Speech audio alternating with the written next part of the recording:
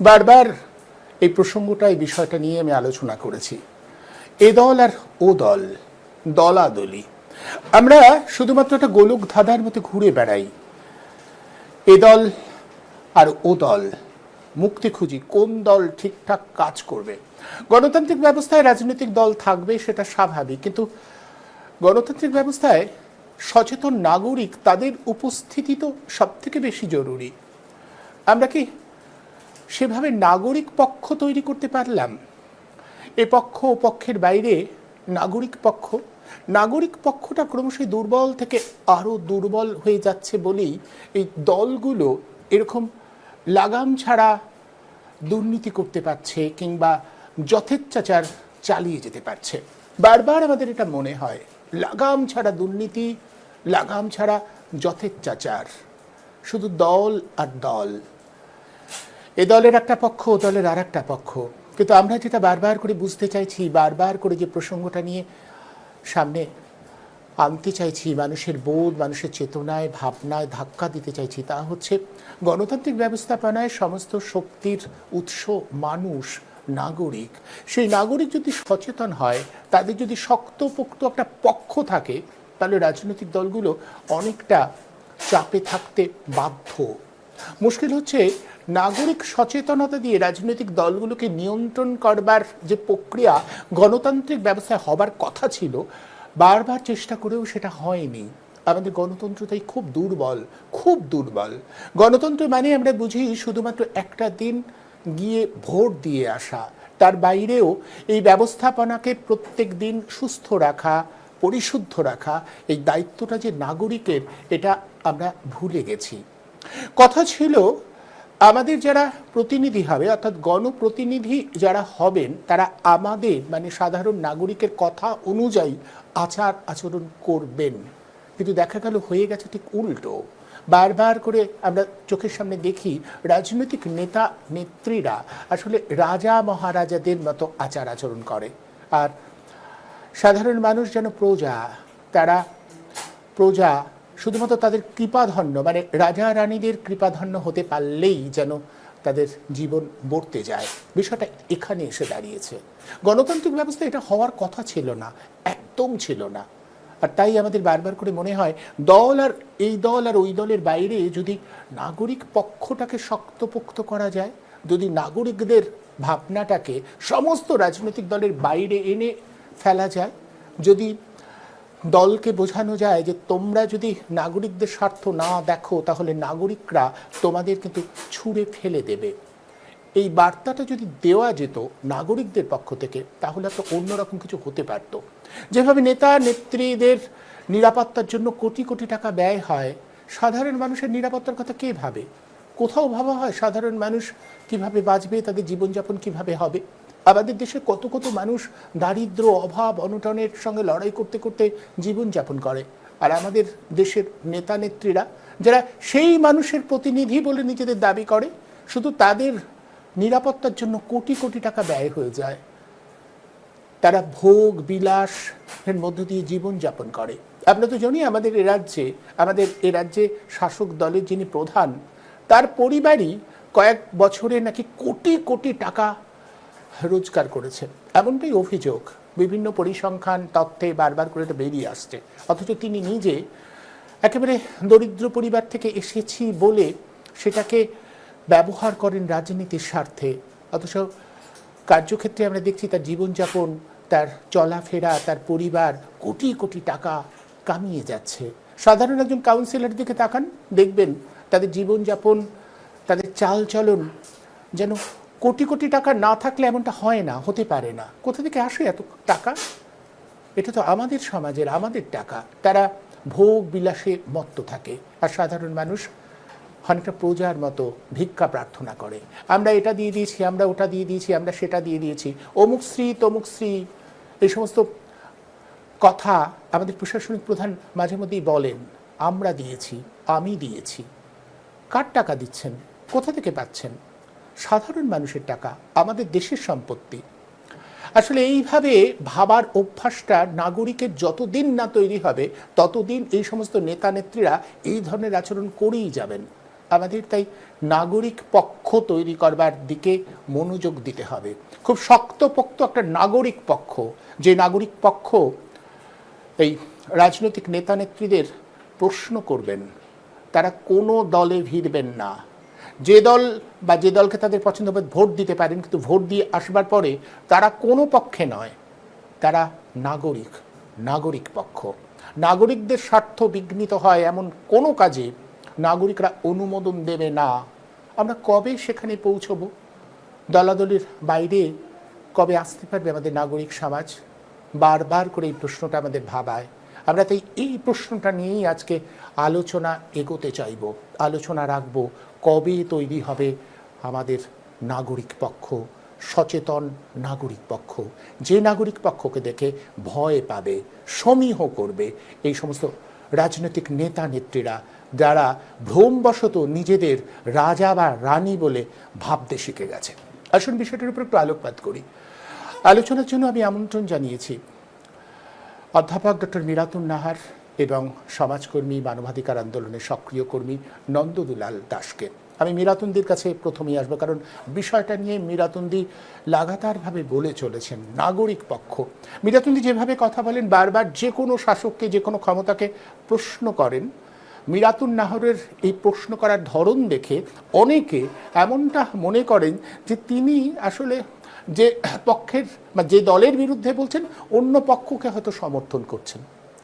আমি অন্তত জানি, বিভিন্ন সময় মীরাতুনদির সঙ্গে কথা বলে আমি জানি মীরাতুনদি আসলে এই নাগরিকদের পক্ষ নিয়েছেন। নাগরিক পক্ষ থাকুক, কোনো দল নয়, দলগুলো আসলে সমাজের সেবায় কাজ করুক, দেশের সেবায় কাজ করুক, বারবার তিনি এটা বলেন।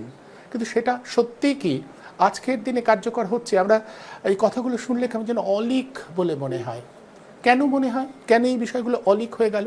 আমি মীরাতুনদির কাছে এটা ব্যাখ্যা চাইব। মীরাতুনদি, সত্যি আপনার কাছে আমার জিজ্ঞাসা যে এই দলাদলির বাইরে নাগরিকদের জন্য একটা পরিসর তৈরি হচ্ছে না কেন? আর এটা নিয়ে কথা বললেই কেন যে কোনো দল ভেবে নেয় ওই দলের বিরুদ্ধে বলছে মানে সে আমার পক্ষে? আপনি নিজেই জানেন যে আপনি যখন আমাদের রাজ্যের শাসকের বিরুদ্ধে বলেন, কারোর মনে হয় আপনি তাহলে কেন্দ্রের শাসকের পক্ষে। আবার কেন্দ্রের শাসকের বিরুদ্ধেও যখন বলেন অন্য কোনো রাজনৈতিক দল, তারা মনে করেন নিশ্চয়ই তিনি আমাদের পক্ষে। মানে এটা একটা ভয়ঙ্কর আমাদের জন্য বিভ্রান্তি আর কি, যে সবাই পক্ষ নিয়েই ভাবে। দলের বাইরে একজন নাগরিকের স্বাধীন অবস্থান থাকতে পারে, সেটা যেন কোথায় হারিয়ে গেছে। অত্যন্ত গুরুত্বপূর্ণ এবং এই সময়ে প্রাসঙ্গিক, অতিশয় প্রাসঙ্গিক একটি বিষয় তুমি উপস্থাপন করেছ, যেটা আমাদের জীবনযাপনের সঙ্গে একেবারে অঙ্গাঙ্গিভাবে জড়িত হয়ে গেছে। দুটো কথা তুমি বললে, একটা কথা হচ্ছে দল, একটা শব্দ দল, আর তার থেকে বেরিয়ে আসছে আরো একটা শব্দ দলাদলি। তুমি বলছো যে তুমি, আমি, আমরা, এখানে নন্দদুলাল আছে, আমরা নাগরিকদের হয়ে কথা বলি, আমরা নাগরিকদের মধ্যে জাগরণ ঘটুক, নাগরিকরাই যে গণতন্ত্রে তাদের যে অবস্থান সেটাই সর্বাপেক্ষা গুরুত্বপূর্ণ, এই কথাটা রাজ্যবাসীকে তথা দেশবাসীকে ভুলিয়ে দেওয়া হচ্ছে। আজকে নন্দদুলালরা আন্দোলন করছেন, বিভিন্ন পর্যায়ের আন্দোলন উঠে আসছে, বিভিন্ন পর্যায়ে। আমি যদি এখন বলতে থাকি, পক্ষ 7-8টি পক্ষ হয়ে গেছে, যারা নির্যাতিত, যারা নির্যাতনের শিকার, বঞ্চনার শিকার, তারা 7-8টি পক্ষ হয়ে গেছে। কিন্তু 7-8টি পক্ষ বিক্ষুব্ধ হওয়া সত্ত্বেও কার বিরুদ্ধে বিক্ষুব্ধ, কাদের বিরুদ্ধে বিক্ষুব্ধ? সরকার হয়ে উঠতে পারেনি যে শাসক দল, চূড়ান্ত ব্যর্থতা নয়, চূড়ান্ত ষড়যন্ত্রকারী মনোভাবের ফলে এটা হচ্ছে। তারা হতে চায় না সরকার, সরকার হলেই দায়বদ্ধতা থাকতে হয়তো, তারা দলই থেকে যাচ্ছে। এবং কিরকম দল? না, শাসক দল। অর্থাৎ তাদের হাতে আমাদের জনসম্পদ, এটা আজকে আমাদের সকলকে বোঝাবার খুব দরকার, বা ভাবতে বলার আবেদন রাখা দরকার, যে আমাদের কত জনসম্পদ আছে, কত সম্পদ রয়েছে, প্রাকৃতিক সম্পদ, কত রাজ্যের সম্পদ রয়েছে, বিভিন্ন রকমের সম্পদ। সব থেকে বড় সম্পদ মানব সম্পদ, প্রাকৃতিক সম্পদ, দুটো খুব বড় সম্পদ।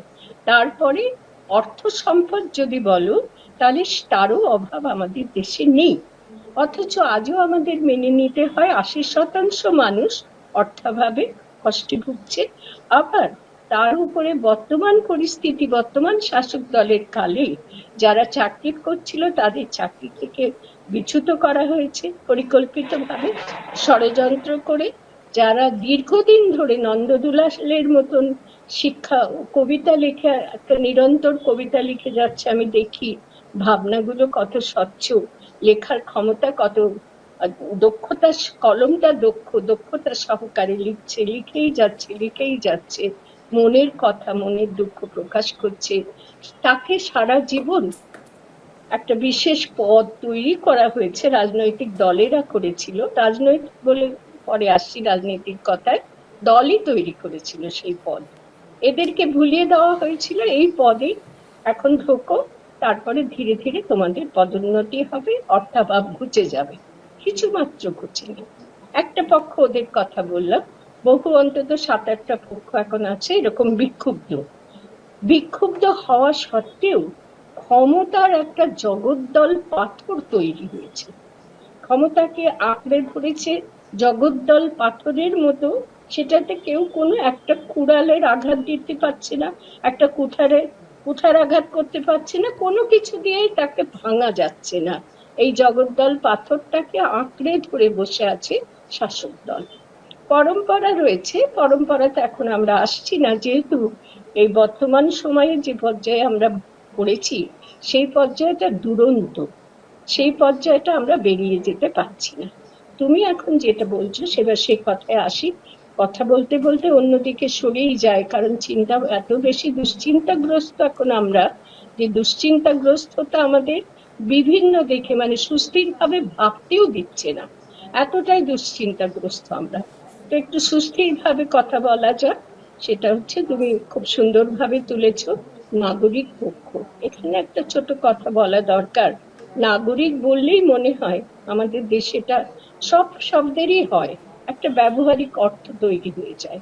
আমাদের দেশে নাগরিক শব্দটার ব্যবহারিক মানে হলো যারা মোটামুটি শিক্ষা লাভের অধিকার পেয়েছে, শিক্ষিত, বেঁচে থাকবার মতন অর্থ আছে, অথবা তার থেকে অনেক অনেক বেশি অর্থ আছে, তারাই আমাদের দেশের নাগরিক। তুমি একটা কথা চালু করেছো এবং আমার খুব ভালো লাগে, রাজ্যবাসী সকলেই আমরা নাগরিক, দেশবাসী সকলেই আমরা নাগরিক। নাগরিক বলতে সমস্ত রাজ্যবাসী আমাদের প্রিয় রাজ্যে এবং দেশের সমস্ত দেশবাসী।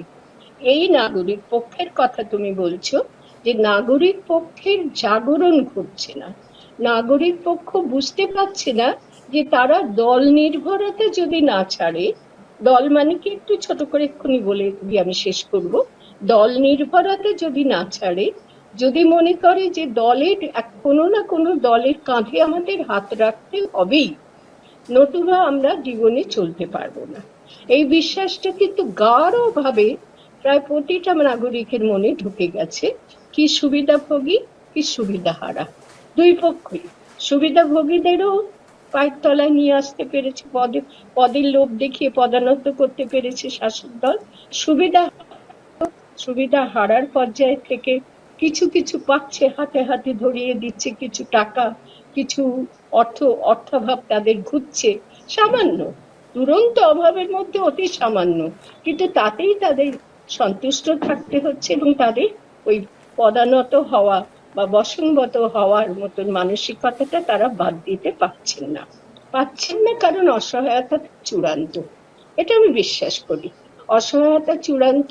এবারে তুমি বলবে যে নাগরিক পক্ষের কি ভূমিকা হওয়া উচিত, দল এখানে কি ক্ষতি করছে। আমি অন্তত বলবো দলাদলি দলীয়তা কি ক্ষতি করছে সেটা আজকে আমাদের বুঝে নেওয়ার চূড়ান্ত সময়। এরপরে আর সময় থাকবে না, আবার দীর্ঘদিন আমাদের প্রতীক্ষা করে থাকতে হবে। আরো কত ধ্বংস নীরবে বসে বসে দেখবো। দেশের ধ্বংস চতুর্দিকে হয়ে গেছে, চতুর্দিকে, সব দিক থেকে। এবারে তাহলে দল মানে কি? দল মানে তো অনুপম, দল মানে তো গোষ্ঠী। সব মানুষ তার একসাথে কাজ করতে পারে না।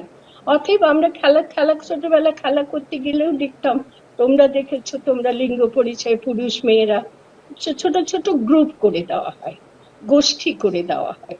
গোষ্ঠীতে গোষ্ঠীতে খেলা যখন হয় তখন দুপক্ষে খেলা হয়, কিন্তু খেলাটা কি সুন্দর না, ও আনন্দ অনুভব করার খেলা, ঝগড়া নয়, দলাদলি নয়, দুই পক্ষ দুই গোষ্ঠী, তার মধ্যে জয় পরাজয়ের খেলাটা হচ্ছে, সেটা আনন্দ বিতরণের জন্য, কেউ কারোর প্রতি হিংসা প্রকাশ করছে না। আমাদের দেশে এখন রাজনৈতিক দল বলে যেগুলো পরিচিত, আমরা রাজনীতি শব্দটা এখন ব্যবহার করলেই মনে হয় রাজনীতি মানেই খারাপ। এটাও একটা বিপর্যয় ঘটে গেছে আমাদের সমাজ জীবনে, রাষ্ট্র জীবনে, দেশীয় জীবনে। ও রাজনীতি করে, আমি গর্ব ভরে বলে আমি কোনো রাজনীতি করি না, গর্ব ভরে বলি, কিন্তু গর্ব ভরে বলার কথা নয়। রাজনীতি নিজে নিজে কেন খারাপ হবে?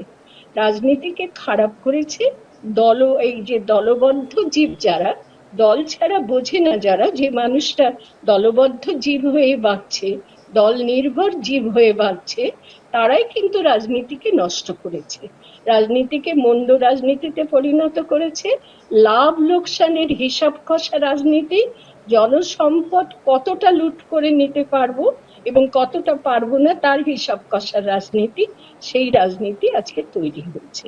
দলগুলো, দলীয় রাজনীতি বলতে আজকে আমাদের সেটাই বুঝে নিতে হবে, দেশের সম্পদ, জনসম্পদ, মানে জনগণের জন্য যে সম্পদ, সব জনগণ সমানভাবে পাবে। গান্ধীজিকে আমি শ্রদ্ধা করি একটা ব্যাপারে, তিনি একটা সর্বদয় আন্দোলনের কথা তুলেছিলেন এবং কিছুটা চালু করার চেষ্টা করেছিলেন। অর্থাৎ যত সম্পদ আমাদের আছে প্রত্যেকের তাতে সমান অধিকার। আজকে নন্দদুলাল যে অর্থ নিয়ে তাকে বেঁচে থাকতে হয় মাসে, আমি তার থেকে বেশি পাবো, এটা আমি একটা দলের সময়ে, দল তাদের আধিপত্য বিস্তার করার সময় শিক্ষকদের অধ্যাপকদের যে বেতন কাঠামো তৈরি করে দিয়েছিল সেটা ভালো হয়েছিল, বিপুলভাবে একটা শিক্ষক জীবনকে বাঁচিয়েছিল, শুধু নয় অনেক বেশি দিয়ে ফেলেছিল। আজকে আমি বসে আছি, নন্দদুলাল বসে আছে, দুজনেই শিক্ষক আমরা, আমি প্রাক্তন ও বর্তমান, দুজনের অর্থের উপার্জন বা বেতন কাঠামো দেখলে বিস্মিত হয়ে যেতে হয়। একদল একদম এটা তো ব্যবস্থাপনার, একদম এটা তো ব্যবস্থাপনার গলদ। যাদের জন্য আমরা এইভাবে বিপুল অর্থের অধিকারী হয়েছি শিক্ষকতা করতে গিয়ে, অধ্যাপনা করতে গিয়ে, তারা কিন্তু রাজনীতির অঙ্কের হিসাব কষেই এটা করেছিল। আমার তো মনে হয় অনেক বেশি আমাদের পাইয়ে দেওয়া হয়েছিল শিক্ষক কুলকে। আর আজকে যারা দীর্ঘদিন ধরে নন্দদুলালরা ভোগ করছে, তাদের দিকে কেউ আর ফিরেও তাকায় না, তাদের বরং চূড়ান্ত অবনতির মধ্যে রেখে কতটা দলনির্ভর করে রাখা যায়, এসো আমাদের পায়ের তলায় এসো, তারপরে দেখা যাবে, তুমি আগে আমার অধীনতা স্বীকার করো, তারপরে দেখা যাবে তোমাকে কি কতটা পাইয়ে দেওয়া যায়, অবশ্যই মন্দ উপায়ে, সঠিক পথে নয়। এখন ব্যাপারটা এরকম দাঁড়াচ্ছে, নাগরিক পক্ষ আজকে যদি সচেতন না হয়, কি সাধারণ মানুষ, কি উপরের তথাকথিত উপরের তলার মানুষ, প্রত্যেকে যদি নিজের অবস্থানটা, নিজের কতটা সামর্থ্য সেটা বুঝে নিতে না পারে গণতন্ত্রে, তাহলে চূড়ান্ত সর্বনাশের পথে আমরা চলেছি এবং ভবিষ্যতে আরো এমন সর্বনাশের মুখোমুখি গিয়ে আমরা দাঁড়াবো, পরিত্রাণের কোন পথ আর থাকবে না বলেই আমার এতখানি বয়সে আমি অনুভব করছি, কষ্ট করছি। দল সর্বস্বতা, দল নির্ভরতা ত্যাগ করতে হবে। এক কথায় বলি, এক্ষুনি যে দলের উপরে আমরা নানান ধরনের অভিযোগ করছি, যে শাসক দলকে, প্রশ্ন উঠবে তুমি কোন দলের লোকে? আমি যেহেতু সমালোচনা করছি, তুমি বললে সমালোচনা করছি, অমনি তুমুল ভাবে আমার গায়ে দাগিয়ে দেওয়া হচ্ছে এ নিশ্চয়ই ওই দলের সমর্থক। আমি যে কোনো দলেই না থাকতে পারি এটা ভাবনার অতীত হয়ে গেছে। সাধারণ মানুষও তাই ভাবছে, আমাকে হয় এই দলে নয় ও দলে থাকতে হবে, কোনো দলেই থাকতে পারবো না, এই অবস্থান হয় না, হতে পারে না। এখানে আমরা বলবো, তুমি যে জন্য আজকে আয়োজনটা করেছো, আমি বলবো অত্যন্ত বিনীতভাবে, নম্রভাবেই বলবো যে ভেবে দেখুন, সবাই মিলে যদি ঐক্যবদ্ধ হয়ে আমরা আমাদের অধিকারটাকে প্রতিষ্ঠা করি, তাহলে কি বুঝে নেই, যারা অধিকার আজকে ভুলিয়ে দিতে চাইছে, নিজের হাতে সবকিছু নিয়ে লন্ডভন্ড লুটপাট করে নিচ্ছে, নিজেদের আত্মীয় স্বজনরা কোটিপতি, বন্ধু বান্ধবরা কোটিপতি, আর বাকিরা সমস্ত মানে নিরন্ন ভুখা জীবন যাপন করছে, ক্ষুধিত জীবন যাপন করছে। এইটা বুঝে নেওয়ার জন্য বাধা যেটুকু যে প্রতিবন্ধকতা, সেটা বলে আমি শেষ করি। প্রতিবন্ধকতা হলো প্রত্যেকেই আজকে আমরা সমাজকে ভুলে যাচ্ছি। সমাজ আমাদের তো নেই, এখন ওই স্মার্টফোনের মধ্যে আমাদের সমাজ ঢুকিয়ে দেওয়া হয়েছে।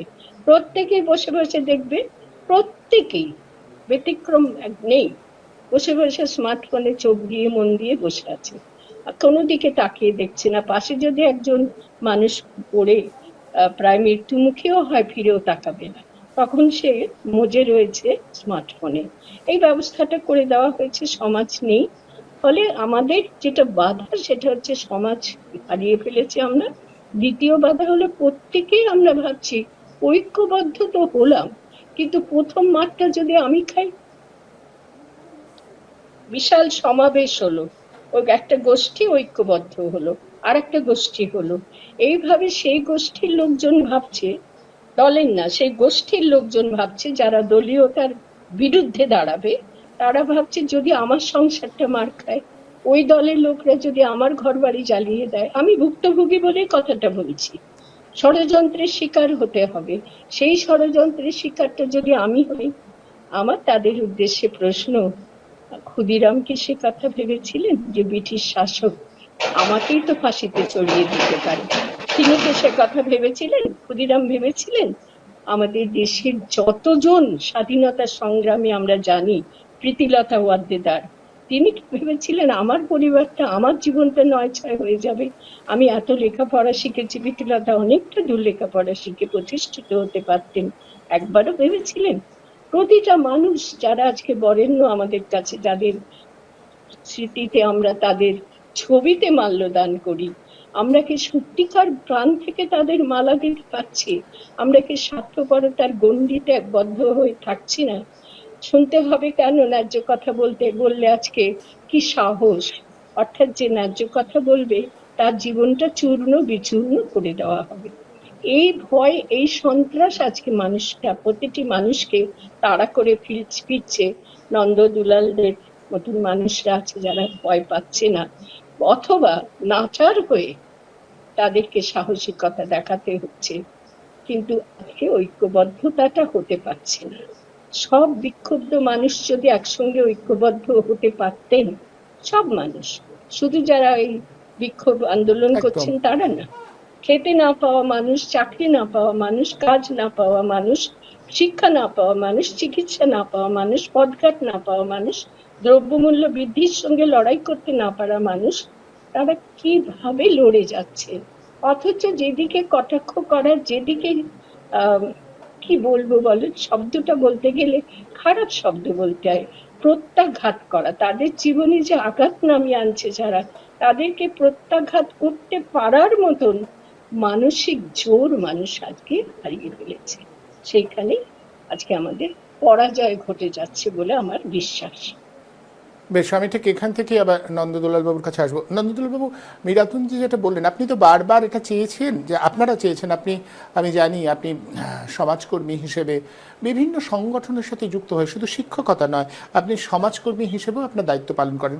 এই যে নাগরিকরা এক হতে পারছে না, রাজনৈতিক দলের বাইরে নাগরিক সত্তাকে বিকশিত করা, দল নয়, আমি কোনো ক্ষমতার লোভে করছি না, আমি আমার অধিকার, আমার দাবি প্রতিষ্ঠা করবার জন্য, আমার সমাজটা সুন্দর হবে, আমার চারপাশটা সুন্দর হবে, শুধু এই লক্ষ্য নিয়ে নাগরিকরা একত্রিত হতে পারছে না কেন? কেন দল সেখানে এসে বারবার তাদের বিভাজন ঘটিয়ে দিচ্ছে?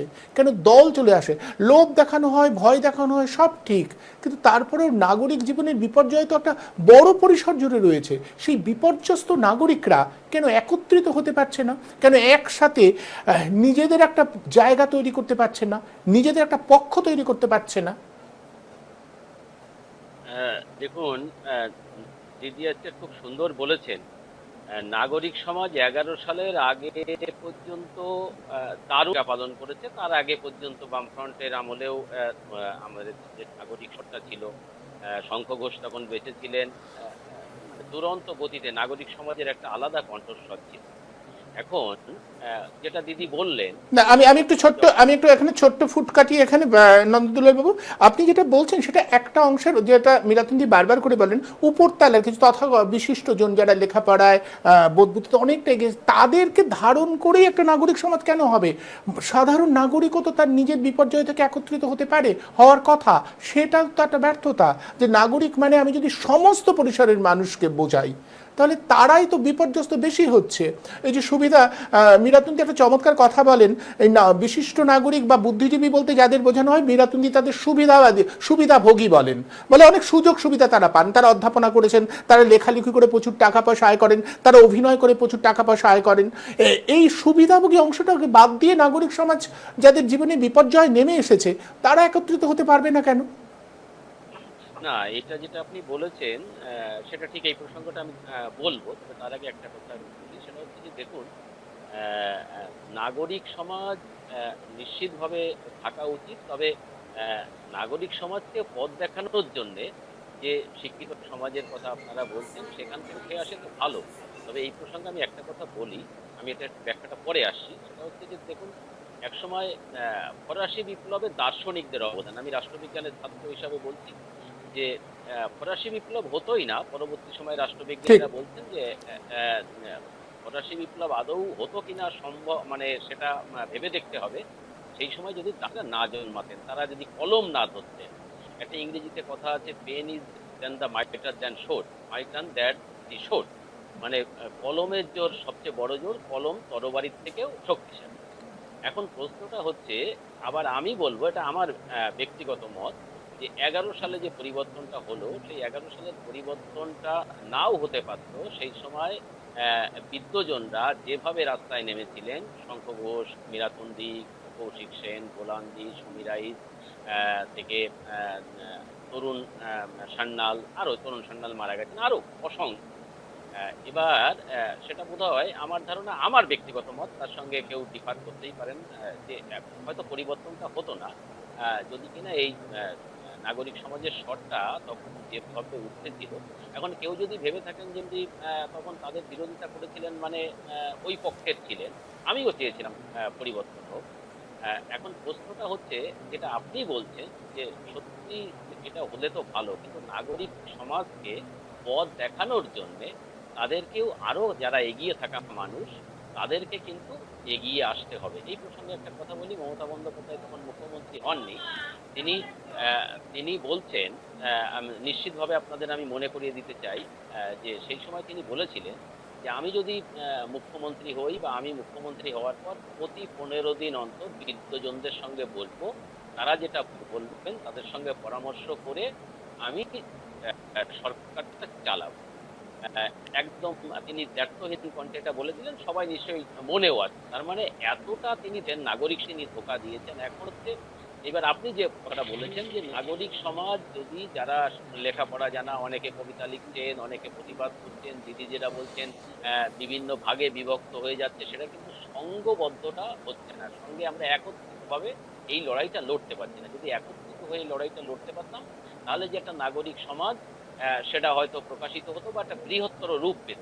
সেইটা কিন্তু হচ্ছে না। এখন এই নাগরিক সমাজকে, আমার যেটা মনে হয়, আমি অত্যন্ত একজন সাদা মানুষ, মোটা মাথার মানুষ, আমার যেটা মনে হয় সেটা হচ্ছে নাগরিক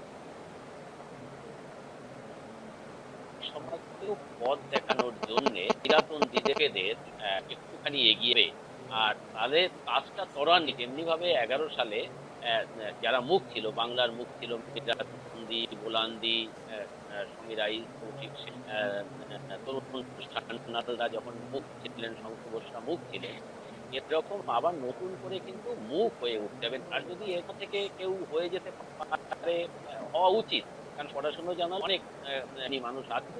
যাই হোক, আমার যেটা ধারণা, এই যারা আরো এগিয়ে থাকা মানুষ, তাদেরকেই পথ দেখাতে হবে, তাহলে কিন্তু কাজটা সহজ হবে।